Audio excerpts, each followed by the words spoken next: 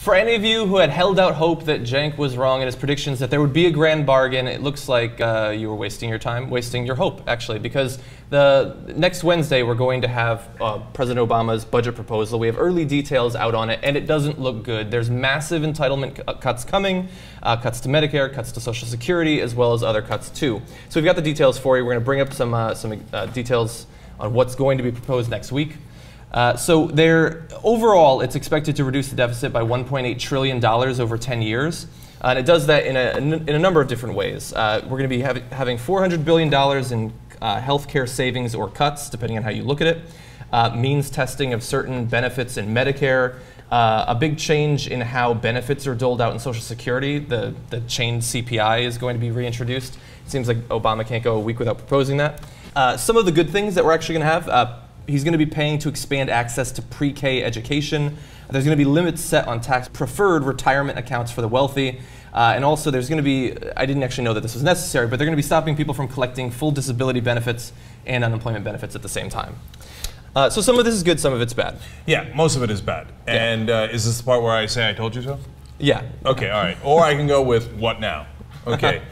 Change CPI for Social Security sounds complicated, like, oh, it's a chain CPI, it's a tiny little fix, don't worry about it.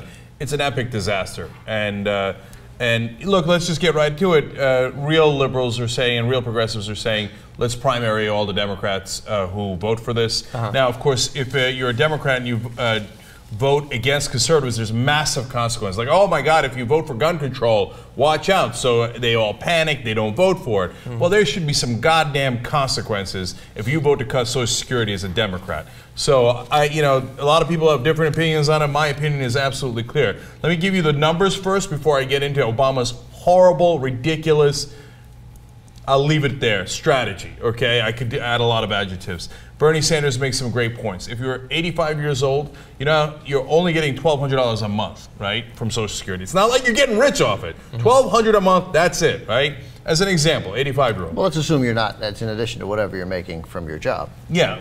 As a greeter at Walmart. Yeah, because you'll have to be working at a couple different jobs at that point. Anyway, what change CPI But it's almost exactly what my mother gets. Uh-huh. She gets like a little, I mean, by the way, I can't believe I don't know, because in every phone conversation, she tells me. Right. Tell your mom she's about to get $1,000 a year less because of this deal. $1,000 a year. You know how much that is? Now, if you're a millionaire, it's not that big a deal. You're living off of $1,200 a month. $1,000 less is terrible. It's dramatic. And look, it's not just that. First of all, we're looking at so many different numbers that are going to hurt, including veterans, by the way. Let me give you more on Social Security, first of all. If you're an average 65-year-old, you're going to get $650 a year less in benefits. 75-year-old, $1,000 is, I'm sorry, 85-year-old is $75,000. And so then when you look at veterans, you've got 30-year-olds. People don't talk about the veterans. And understand these are disability benefits. You were in Iraq, you got your legs blown off. You got your eyes blown out of their sockets. I mean, look, stuff happens, you get blinded, right? All these different disabilities, all the different things that could happen to you. Well, sad day for you. If you're a 30-year-old, you're going to lose $1,400 a year from this plan by the time you reach age 45. By the time you reach age 55, you're going to lose $2,300 a year. By the time you reach age 65, you're losing $3,200 a year. Now, that's every single year. They take it out of your pocket. They take it out of your pocket. By the way, you know what you could do that would give you almost the same exact amount of savings? You could get rid of just one offshore tax haven loophole, and it raises in the ballpark of the same $100 to $112 billion. So we can get rid of one loophole for corporations, or we can rob Social Security recipients, we could rob veterans, and by the way, there's one extra little shiv here. It also affects taxes. And you know who it affects? Not millionaires. It is an incredibly regressive form of a tax increase. The people that get hurt the most are the people in the bracket of $30,000 to $40,000 a year. And one of the things in here that liberals like, that I like, is the funding for pre-kindergarten, which is good. It's obviously incredibly valuable to get kids into school then. That's clear to everyone except conservatives who don't believe in any sort of study. But it's being funded by an increase in tobacco tax, which I get on some level. But I mean, the only people, again, if you're a millionaire smoker, whatever on the tobacco tax. But if you're making $45,000 a year and you're addicted to cigarettes and you're already paying what you're paying, like, it's just, again, it's getting things that are good and going about it and making the wrong people pay for it. Well, the thing that bothers me the most about this, and there's a lot of things that I'm sure we're going to touch on, is that it's bad enough when you see, like, okay, the Republicans are able to twist the Democratic president's arm and we're going to get rid of the estate tax for 2 years or something. Like, that always hurts. But they're fundamentally changing the way that the benefits are doled out, and it's going to hurt not for 2 years, but for decades and decades until eventually, hopefully, this is changed back. Like, he's prematurely compromising in such a long-lasting sense that long after he's dead, many presidents later, it's just going to continue to hurt. And if it's not indexed to inflation in the correct way, the gap is only going to get bigger and bigger over time. Like, I imagine this is going to be a massive problem in a few decades. Yeah, of course! And it's going to be a massive problem for the people who can least afford it. That's who President Obama hits all the time. He's a total fraud in terms of being a so-called progressive. Look, to give you a sense of it, it's not just that, look, if at the very end, you know, my God, you got so much back in tax increases for the rich that, you know, you did this deal even though it's the most painful thing you could, you know, anticipate as a progressive.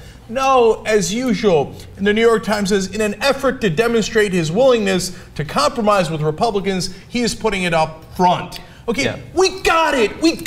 You're willing to compromise with the Republicans. You think we don't have that message already? Bullshit. You know, it's not that you want to compromise with the Republicans, it's that you agree with Republicans. You want to help Republicans. You want to enable Republicans. It says this will embody the final compromise offer. Get that.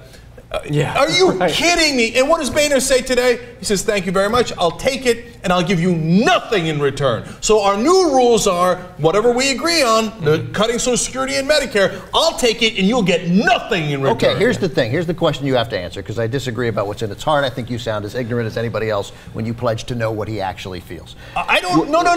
I know through his actions. The man is a corporatist, not 99%, 100%. Corporations, what do you need? You need tax cuts? Screw it, I'll rob the veterans, I'll rob the poor, and I'll give it to you. You're the President of the United States. Stop yelling and tell me what you do with a house that'll give you nothing. What would you do? Oh, I would make them bleed. How? Here's how I would do it. I said, look, here's your offshore tax haven that these sons of bitches are protecting, okay? And what do they want to do? Boehner comes into my office every day asking to cut your Social Security. I'm going to get him on record. He says, you know what they did today? They said, Obama's the only one saying he's going to cut Social Security. What? We didn't say it. Obama said it. Ha ha, we'll use that in a campaign against you. How stupid are you as a politician? See, this is at least a political argument here. On that, I largely disagree with you guys, because you're positive that that's going to end up hurting Obama. And to me, the only person with any credibility to cut Social Security is a Democrat. I don't think he should do it. I stand with you guys. You know what? Then maybe I should vote Republican, because the Republicans don't have the credibility to cut Social Security. Democrats do. Then if you vote for a Democrat, you're going to cut Social Security. But then but if you know you're going to get a deal where you have to cut Social Security, then their argument is, which strikes me as a fairly reasonable one, that you should make the move and say this is what we're going to cut and this is it and nothing more. Now, if they end up cutting more, which is a totally fair argument to make, but from a political point of view, that's at least a fair argument to me that you strike first and lay out that position. Well, but in his striking first, he's laying out, it's already a 3-to-1, 3 times as much cuts as there are. 2 to 1. I'm seeing No, by the way, no, wait a minute. Billion. When you include the $2.5 trillion in cuts they've already made, so far, the cuts they've already made and the tax increases, it's 80% spending cuts, 20% tax increases. So he's already at 4 to 1, right? And this isn't going to get it much better, okay? Yeah. And look, Ben, if this was the first time it happened, you think I'm this angry? No, we saw it. No, I voted for the guy in 08. I was somewhat excited, change, hope, yada, yada, better than the establishment Hillary Clinton. This isn't the first time. I've seen this movie 100 times. And what does he do? He does preemptive concessions. They get him absolutely nothing, and he winds up weakening his so-called position. But the reason I tell you, not that I know what it's in his heart, but I know what he's going to do, and I've been right every step of the way, is because, look, if you keep doing something, apparently you wanted to do it. What would you do other than yell at John Boehner? I told you, I would get them and I would say, all right, great. You guys are for cutting Social Security, and I am for cutting that tax loophole. It's the same amount of money. Let's go to 2014, and I'm going to destroy you. I'm going to take all of my money and say, these are the guys who want to cut benefits from disabled veterans. I'd show blind veterans. I'd show veterans with legs and arms missing. I'd show an 85-year-old, and then I'd show show the corporations and say, these are the sons of bitches they're protecting to take money from these people. You know how badly they would get crushed in the elections? And then I'd say, step the fuck aside, because this is what we're going to do. We're going to do a progressive agenda. Yeah, but he can't do that because he's not a progressive, and he has no interest in that. And Ben, how do I know that? When you read an article in the Democrats, you ask Harry Reid, hey, listen, why don't you run obvious progressive ads? Their spokespeople say to the reporters, but then we would lose our funding. But then we would lose our funding.